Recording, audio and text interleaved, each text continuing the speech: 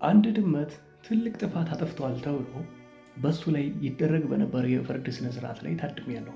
ዋሻው እንዴ ፕሮግራም አይደለም ይሄ።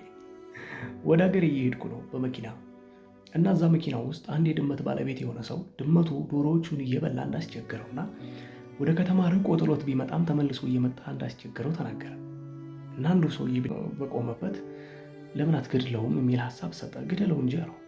ሌላኛዋ ሴትዮ እዛ ጥግ ተቀምጣ እንዳትገድለው እግዚአብሔር ይኮንናል አለችው። ምን ባረገው ይሻላል ታዲያ? አንድ አርጀት ያለው ሽማግሌ አይደለም እንደሱ አይደለም ማድረግ ያለብህ በገመድ ስር አድርገውና ግርፍ አድርገው ከዛ አመሉ ይስተካከላል አሉ። ሌላው ሰው ቀበል አድርጎ እንዳትገርፈው ከገረፍከው አውሬ ድመት ሆኖ የበለጠ ነው ዶሮዎችህን የሚበላብህ አለው። ከዛ አንደኛው ሰውዬ ለምን አትሰቅለውም? ገመድ ስራና ስቅል አድርገው ምናምን አለና ሁሉም ሰው በመሰለው መንገድ ፍርድ ይሰጥ ነበር። አልተመቸንም እንጂ ለካ ሁላችንም ጥሩ ፈራጆች ነን። ጥሩ ሳይሆን ፈራጆች ነን።